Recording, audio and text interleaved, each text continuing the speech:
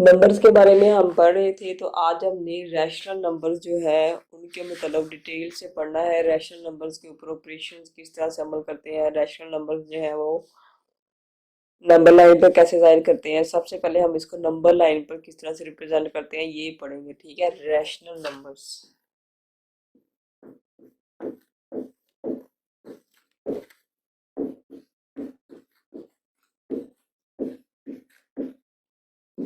Rational numbers हमने पढ़ने हैं।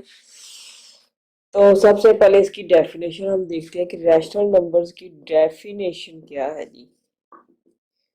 डिफाइन कैसे करते हैं रैशनल नंबर्स को। हमने जो है वो नेचुरल नंबर्स पढ़े, होल नंबर्स पढ़े, सही दादा इंटीजर्स को पढ़ा हमने। इसके बाद हमारे पास है रैशनल नंबर। रैशनल नंबर को हम इंग्लिश के अल्फ़ाबेट जो क्यू है उससे रिप्रेजेंट करते हैं, और इसको लिखा जाता है कि एक्स जो है वो पी बटा क्यू की शक्ल में है, कोई नंबर है। और पी क्यू जो है वो सही अदाद है, जेड से बिलोंग करते हैं, और जो क्यू है वो बराबर नहीं है जीरो। ये मेरे पास इसकी मैथमेटिकल रिप्रेजेंटेशन में डेफिनेशन है सेट की। और इस सेट के दाद जो है, जिस तरह से मैंने इन सेटों के लिखे थे इस तरह से हम इनके दाद जो है वो नहीं लिख सकते, क्योंकि ये बेशुमार है। ना हमें इसका स्टार्ट पता है, ना हमें इसका एंड पता है, कुछ भी हम इसके बारे में नहीं जानते। सिर्फ इतना जानते हैं कि जो बटे में लिखे जा सकते हो वो नंबर जो है वो रैशनल नंबर्स कहलाते हैं। अगर हम इसको उर्दू में देखें तो ऐसा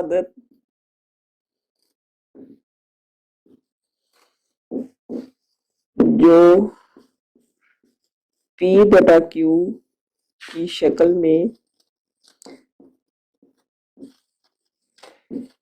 लिखा जा सकता हो।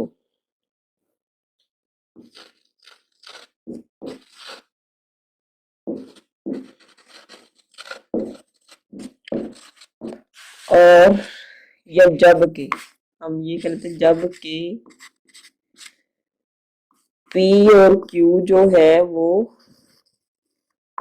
सही अदाद है। पी और क्यू जो है वो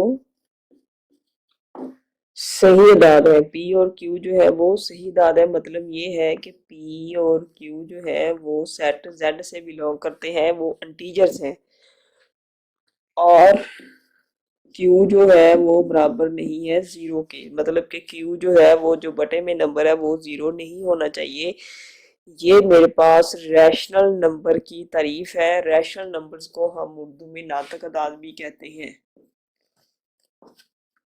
अगर आप उर्दू मीडियम में देखें तो ये नातक अदाद होते हैं, ठीक है। अगर आप इसकी इंग्लिश में डेफिनेशन देखें तो a number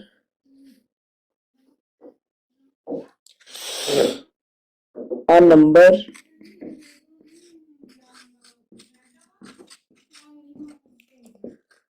can be expressed in the form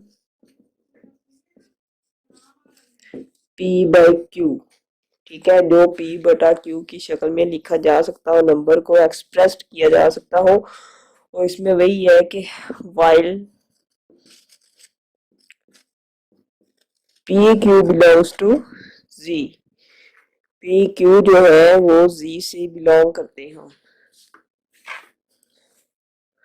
यही सारा कुछ है उर्दू वाला। p q belongs to z और q not equal to zero, ठीक है। q जो है वो जीरो के बराबर।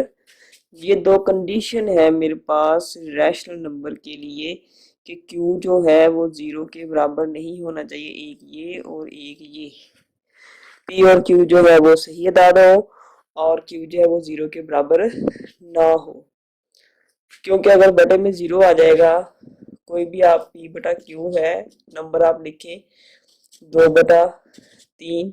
ठीक है, अगर मेरे पास Q 0 के बराबर हो तो 2/0। तो ये क्या नंबर है, ये किस चीज को रिप्रेजेंट करता है, इसलिए जो है हम बटे में 0 नहीं लिख सकते। और जब अब रैशनल नंबर जो है वो तमाम ऑल नेचुरल नंबर्स,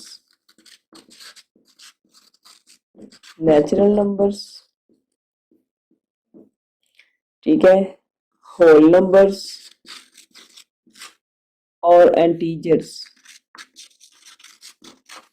ये तमाम जो है वो रैशनल नंबर्स हैं। ये तमाम जो है वो क्या है, रैशनल नंबर्स को रिप्रेजेंट करते हैं।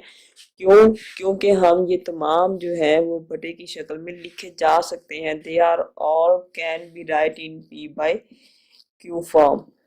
P बाई Q फॉर्म में हम ये तमाम नंबर लिख सकते हैं।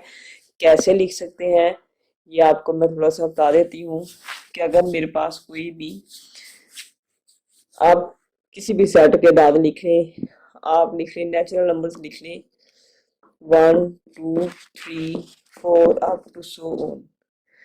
इसको मैं बटे की शक्ल में लिख सकती हूँ, P बटा Q की शक्ल में। कैसे बनाया जा सकता है इसको, जी मेरे पास एक नंबर है एक, जिसे हम मल्टीप्लिकेटिव आइडेंटिटी कहते हैं, ज़रबी ज़ाती अंसर कहते हैं।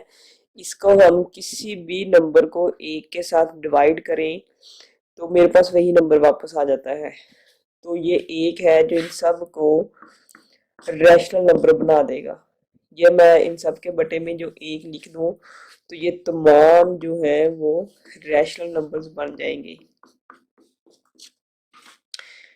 कोई और नंबर नहीं लिख सकते। अगर कोई और नंबर लिखेंगे तो वो पॉइंट्स में नंबर चला जाएगा।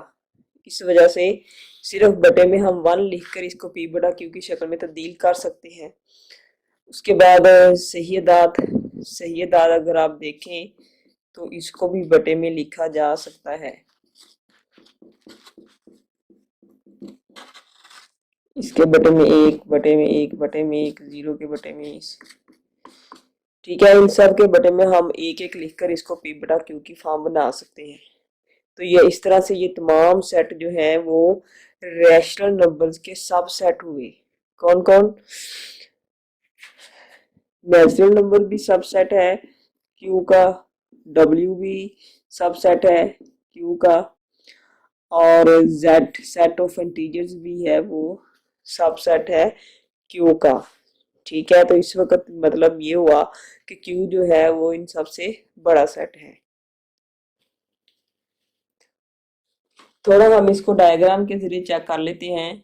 सबसे पहले मेरे पास डायग्राम है जी नेचुरल नंबर्स, कुदरती तादाद। आप देखें कि कुदरती तादाद में सिर्फ एक 0 शामिल कर देने से मेरे पास होल नंबर्स आ जाते हैं। तो इसका मतलब ये है कि जो होल नंबर्स हैं वो सेट n से बड़े हैं। तो ये मेरे पास होल नंबर्स का सेट है। तो जैसे आपको पता है कि होल नंबर्स का, तमाम होल नंबर्स और नेगेटिव नंबर्स जो है वो मिलकर सेट ऑफ इंटीजर्स बनाते हैं, Z बनाते हैं। तो इसका मतलब है Z के अंदर जो है वो W भी है और N भी है। अब जो लास्ट हमारे पास सबसे बड़ा सेट है इस वक्त रैशनल नंबर्स हमारे पास जो अंडर डिस्कशन है उसके हिसाब से, वैसे जो सबसे बड़ा सेट है वो रियल नंबर्स का है। इस वक्त मौजूदा डिस्कशन में हमारे पास जो Q है वो इन तमाम अदाद को जो है वो कवर करता है। इसमें 0 के साथ नेचुरल नंबर और रैशनल नंबर 1 2 3 आ जाते हैं। ये सारे अदाद इसके अंदर आ जाते हैं। इसको आप ऐसे ही जेन में रखना है कि जो Q है वो P बटा Q की शक्ल में लिखे जाते हैं, और तमाम जो कुदरती अदाद है, मुकम्मल अदाद है और सही अदाद है वो तमाम जो है वो नातक अदाद है, रैशनल नंबर्स हैं। अब हमें ये क्यों कहने की जरूरत पड़ती है कि ये जो है वो P बटा Q की शक्ल में लिखे जा सकते हो। अक्सर हमारे पास जो नंबर्स हैं वो डेसिमल में आ जाते हैं, पॉइंट में आ जाते हैं। ठीक है, पॉइंट में जब हमारे पास नंबर आ जाता है तब हमने इसको बटे की शक्ल में रिप्रेजेंट करना होता है। बटे वाला सवाल, जो भी बटे वाला नंबर होगा 1/3 है या 5/6 है, कोई भी है तो उसको हम डेसिमल में तब्दील कर सकते हैं, और जो डेसिमल में है उसको हम p/q की शक्ल में लिख सकते हैं। अब ऐसे अदाद जो p/q की शक्ल में नहीं लिखे जा सकते उसे हम इर्रेशनल नंबर्स कहते हैं, नातक गैर नातक अदाद कहते हैं। वो डेसिमल में भी हो सकते हैं और स्क्वायर रूट के अंदर भी हो सकते हैं, स्क्वायर रूट में, ठीक है, डेसिमल में भी हो सकते हैं और स्क्वायर रूट में भी हो सकते हैं। अब इसका हम नेक्स्ट देखेंगे कि ये किस तरह से इरेशनल है, ये क्यों इरेशनल है, इसकी क्या वजह है। तो रैशनल नंबर्स को हम थोड़ा सा और मजीद देखते हैं। डेसिमल के अंदर रैशनल नंबर्स का क्या ताल्लुक है डेसिमल के साथ। डेसिमल हम किसे कहते हैं, पॉइंट्स, पॉइंट हम किसे कहते हैं उर्दू में, इशारिया, ठीक है। तो डेसिमल के अंदर नातक अदाद हम कैसे बता सकते हैं कि ये नातक अदद है या नहीं है, रैशनल नंबर है या नहीं है। तो हमने क्या करना है, इसको दो टर्म्स के अंदर डिवाइड कर लिया। एक हमने कहा कि terminating,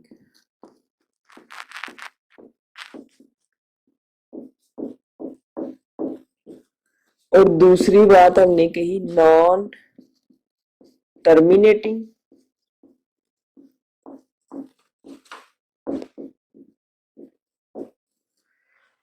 non recurring, sorry recurring, non terminating हो लेकिन वो रिकरिंग हो।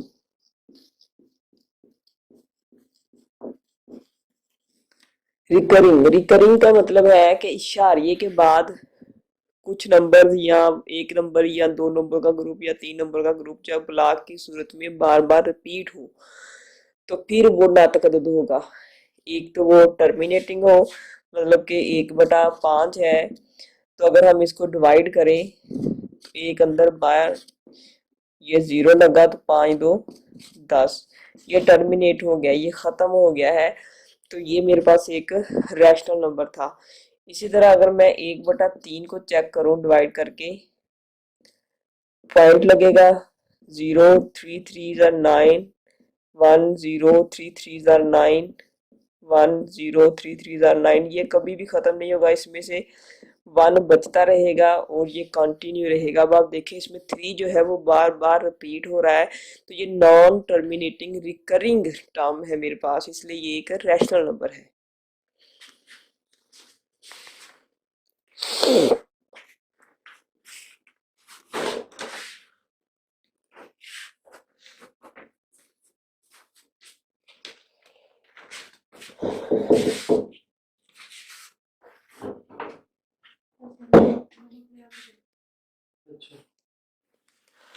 अब हमने रैशनल नंबर्स को नंबर लाइन पर जाहिर करना है।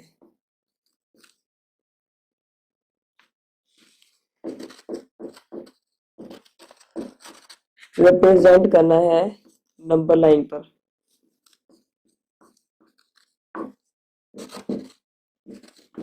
नंबर लाइन क्या है जी, नंबर लाइन कोई बड़ा कुछ भी नहीं है, ये सिर्फ एक लाइन है ऐसे सीधी, और इसके ऊपर हमने अपनी मर्जी से नंबर्स को रिप्रेजेंट कर देना है, अपनी मर्जी से नंबर इसके ऊपर सजा देने हैं। लेकिन जब नंबर सजाने हैं तो उसके लिए हमने एक खास किस्म का फासला रखना है। फासला हमने एक मखसूस रखना है कि ये हर टर्म्स के अंदर, हर नंबर के अंदर एक मखसूस फासला होगा। जैसे मैंने यहाँ पर बना लिया एक डॉट, इधर भी इतना ही फासले का एक डॉट बनेगा, अंदाजा ही लगा सकते हैं, हमने कौन सा तमाशा करके लिखना है। तो आप अंदाजे से ये जो है फासला 0 से बराबर लेंगे, फिर इसको हमने इसके हिसाब से इसका ये जितना इसके दरमियान फासला है, तो इसी यहाँ से लेकर यहाँ तक भी हम तकरीबन इतना ही फासला लेंगे। इसी तरह हम ये यहाँ से इतना फासला लेंगे।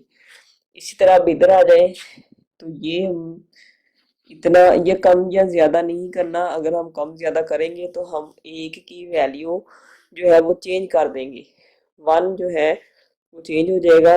अब यहाँ से लेकर यहाँ तक 1 है, 1 में एक और ऐड हो गया 1, तो 2 हो गया, 2 में ये 3 हो गया। ये एरो हेड्स बताते हैं कि ये जारी है, ये एरो हेड बता रहा है कि ये इधर एक्सपेंडिंग है, एक्सपेंड हो रहा है। ये इधर को एक्सपेंड हो रहा है। ठीक है, इधर मेरे पास नेगेटिव नंबर्स आ जाएंगे। ये हमने इंटीजर्स को एक नंबर पर जाहिर कर दिया है, यही रैशनल नंबर है। अब रैशनल नंबर जो मेन चीज है वो है पी बटा क्यू। अगर मेरे पास हो कि 7/5, या इसको रिप्रेजेंट करो, ये पी बटा क्यू की शक्ल में नंबर है, इसको आप इस नंबर लाइन के ऊपर रिप्रेजेंट करो, या फिर आप 2/3 है, इसको एक नंबर लाइन पर रिप्रेजेंट करो। तो हम थोड़ा सा पहले चेक कर लेते हैं कि ये देखें 0 और 1 के दरमियान में हमेशा 1/2 होगा, आधा नंबर होगा। ठीक है ना। तो जैसे आप एक मुकम्मल चीज को तोड़कर दो हिस्सों में तकसीम कर देते हैं, तो 0 और 1 इसके दरमियान में कहीं मिड पॉइंट जो होगा वो 1/2 होगा। ये मेरे पास है जी, इसका 2/2 ले लेते हैं। अब इसके दरमियान कहीं इसका तीसरा हिस्सा होगा 3/2। यहाँ पर आ जाए तो 4/2, यहाँ पर आ जाए, यहाँ पर आएंगे तो ये मेरे पास 5/2 हो जाएगा, यहाँ जाएंगे तो ये मेरे पास 6/2, इसी तरह चलता जाएगा। इसी तरह हम इधर आ जाते हैं नेगेटिव साइड पर, तो ये मेरे पास यहाँ पर -1/2, यहाँ पर -2/2, यहाँ पर -3/2, यहाँ पर -4/2, यहाँ पर -5/2 और यहाँ पर -6/2। अगर आप इनको डिवाइड करें, पॉइंट्स में लेकर आए, तो आप चेक करेंगे कि यहाँ 1 ही बन रहा है, यहाँ 2 बन रहा है और यहाँ 3 बन रहा है। इसी तरह इधर भी -1 और -2 -3 बन रहा है। ठीक है, तो इनके दरमियान में हमने सिर्फ इनके मिड पॉइंट लिखे हैं। ये एक तरीका था मेरे पास कुछ नंबर जो है वो रैशनल नंबर्स को इधर रिप्रेजेंट करने का, इसके ऊपर नंबर लाइन के ऊपर। लेकिन आप देखें 2/3 है, इनमें से 2/3 कहाँ पर आएगा, इस बात का मुझे कैसे पता चलेगा। 2/3 जो है ये मेरे पास जमा का है। जमा ने मुझे बताया मुस्बत अलामत ने, ये प्लस बने किसने 0 के इस साइड पर रिप्रेजेंट होना है। अगर ये माइनस होता, मनफी होता, मनफियत होता, तो ये मैंने 0 के इस साइड पर रिप्रेजेंट करना था। ठीक है, तो अब जो है वो मैंने 2/3 को इधर रिप्रेजेंट करना है। अगर आपको याद हो तो हम फ्रैक्शंस पढ़ते थे, कसरे पढ़ते थे, कसूर्स पढ़ते थे, तो हम उसमें कहते थे कि अगर मेरे पास ये एक स्ट्रिप है और इसके मैंने 4 बराबर हिस्से कर दिए या 5 बराबर हिस्से कर दिए हैं, बराबर हिस्से के हिस्से हमेशा बराबर होते हैं, इस बात का सबको पता है। और इस बात को अपने ज़हन में रखना चाहिए कि हिस्से हमेशा बराबर करते हैं। इसमें आपसे टीचर पूछते थे कि शेडिड एरिया जो है उसको कसर की शक्ल में लिखकर दिखाएं। शेडिड एरिया को कसर की शक्ल में लिखकर दिखाएं, फ्रैक्शन की शक्ल में लिखकर दिखाएं। ये हमारे पास जो शेडिड एरिया है इसको, तो इसका हमें तरीका बताया जाता था कि जी ये लाइन लगा लें और इसके नीचे हमने वो लिखना है जितने ये हिस्से हैं। कितने हिस्से हैं, 1 2 3 4 5, 1 2 3 4 5 हिस्से हैं। फर्स्ट है, सेकंड है, थर्ड है, फोर्थ है, फिफ्थ है। मतलब कि ये इसके हमने 5 हिस्से किए हैं, तो 5 आ जाएगा नीचे मखरज में, डिनोमिनेटर में। अब जितना हिस्सा शेडिड है, 2 हिस्से शेडिड है जी, एक ये हिस्सा शेडिड है, एक ये हिस्सा, तो हम यहाँ पर 2 लिख देंगे। अगर वो ये पूछे कि अनशेडिड हिस्सा कितना है, तो वो देखें जी टोटल है 5 हिस्से, अनशेडिड गिनने 1 2 और 3 अनशेडिड है, तो जितने हमें चाहिए वो हम ऊपर लिख लेते हैं, नीचे हम कुल लिखते हैं। अगर कोई हम इस तरह से कह दे कि जी जनाब ये एक मुकम्मल दायरा है, ठीक है, इसके मैंने कर दिए 4 हिस्से जी, ये मैंने फ्रैक्शन लिखी है 1/4, जरा इसका शेडिड एरिया बनाए 1/4। तो हम क्या करेंगे, मुझे पता है कि 4 पूरे खाने हैं, 1 2 3 4 टोटल हिस्से हैं, ठीक है। अब एक हिस्सा शेडेड करना है, जितना मुझे चाहिए वो ऊपर वाला है, तो उसका कोई भी एक हिस्सा जो है वो हम शेडेड कर देंगे। तो ये मेरे पास इसका एक फ्रैक्शन हल हो जाएगी। तो इसको, इस बात को यहाँ करने का मकसद ये था कि जो मैंने 2/3 यहाँ पर रिप्रेजेंट करना है नंबर लाइन के ऊपर 2/3, तो उसके लिए मुझे क्या करना पड़ेगा जी। अब आप देखें कि 2/3 जो है वो 1 से छोटा है। कैसे पता छोटा है, क्योंकि ऊपर वाला नंबर जब छोटा होता है तो वो नंबर हमेशा 1 से छोटा होगा। तो 1 से छोटा है तो ये मैंने 0 और 1 के दरमियान कहीं रिप्रेजेंट करना है, 1 से छोटा है तो 0 और 1 के दरमियान मैंने कहीं रिप्रेजेंट करना है। अब मैं इसको कैसे रिप्रेजेंट करूँ, अंदाजा ही होता है। नीचे वाला जो हिस्सा है वो कुल हिस्से हैं, नीचे जो 3 लिखा है ये टोटल हिस्से है। तो मैंने इसके पूरे 3 हिस्से बना लेने हैं, 1 2 लाइनें लगेंगे और ये बराबर 3 हिस्सों में तकसीम हो जाएगा, 1 2 और 3। अब मुझे चाहिए इसमें से 2, तो ये एक हिस्सा है, ये दूसरा, ये इतना सा हिस्सा 1/3 है, ये इतना सा 1/3 है और ये इतना सा 1/3 है। तो मुझे चाहिए 2/3। तो ये यहाँ तक 1/3 और ये दूसरा 1/3 है, जैसे अभी मैंने यहाँ पर बताया था आपको, ये -1/2 हाफ है, तो ये पूरा 2/2 है, ये इसका तीसरा 3/2। तो इसी तरह से यहाँ पर जो है ये नंबर जो है वो यहाँ कहीं एग्जिस्ट करेगा, ठीक है, यहाँ पर। अच्छा जी, अब अगर मेरे पास 4/3 है, 4/3 कैसे रिप्रेजेंट करना है, अब आप देखें ऊपर वाला जो अदद है जो वो है बड़ा, 3 से नीचे वाले अदद से बड़ा है। तो क्या करेंगे, किसको हम पहले डिवाइड कर लेंगे, डिवाइड करके एक मुकम्मल इसमें मौजूद नंबर है वो अलहदा कर लेंगे, ठीक है। एक नंबर जो है वो इसमें से हमें पूरा अलहदा कर लेना है। तो ये हम डिवाइड करते हैं, 4 को अंदर रखेंगे, 3 को डिवाइड करेंगे तो 3 1 3, ये 1 बच गया। अब आप इसको पता है मखलूत शक्ल में हम कैसे लिखते हैं, 1 से ही 1/3, ये है मुकम्मल अदद मेरे पास 1, ये 1 मेरे पास है पूरा। तो ये 0 से लेकर 1 तक ये पूरा है। इसके बाद ये नंबर 2 से छोटा है, ये इसने मुझे बताया, इस वाले डेसिमल फ्रैक्शन ने मुझे बताया कि ये नंबर 2 से छोटा है। तो मैंने ये कहीं जाकर 2 के अंदर ढूंढना है, 1 और 2 के दरमियान में। मुझे कैसे पता चलेगा ये कहाँ पर है, तो जनाब ये नीचे वाले 3 मुझे बता रहा है कि इसके मैंने 3 बराबर हिस्से कर लेने हैं, इसके मैंने 3 बराबर हिस्से कर लिए, ठीक है। एक हिस्सा मुझे चाहिए, तो वो जी यहाँ से लेकर यहाँ तक एक हिस्सा पूरा है, तो ये यहाँ पर आ जाएगा, 4/3 जो है वो यहाँ पर रिप्रेजेंट हो रहा है।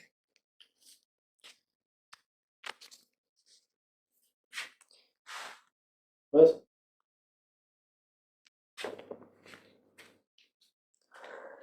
चलिए एक और चीज हम, एक और अदद लेते हैं, नंबर लेते हैं और इसको हम इस नंबर लाइन पर जाहिर करते हैं रैशनल नंबर को। यहाँ आप देखें कि मैंने एक साइड पर ज्यादा सारे नंबर नेगेटिव ले लिए और एक साइड पर मैंने पॉजिटिव एक ही नंबर लिया है। तो ये कोई मसला नहीं है, इसमें 0 आपने जहाँ मर्जी रखे उसके एक साइड पर, जो एक साइड नहीं हमने इसको कहना है ये right hand side, right side पर हमने हमेशा पॉजिटिव नंबर लेने और जो लेफ्ट साइड है उस पर हमेशा हमने नेगेटिव नंबर लेने। और ये जो एरो हैंड्स है ये बता रहे हैं कि ये इधर को एक्सपैंड हो रहा है, ये नंबर जो है वो इधर को बढ़ रहे हैं, ये नंबर जो है वो इस तरफ को बढ़ रहे हैं, इसलिए हमने ये एरो हेड लगाना था। अगर हम ये एरो हेड ना लगाएं, ये लाइन ऐसे हो, तो इसका मतलब है यहाँ से ये शुरू हो रहे हैं, यहाँ इस तरफ बढ़ नहीं रहे बल्कि इस तरफ बढ़ रहे हैं। और ये सिर्फ हमारे पास होल नंबर्स में होता है या फिर रियल उसमें नेचुरल नंबर में हम करते हैं ऐसा। अच्छा ये अब हमने प्रेजेंट करना है -10/3।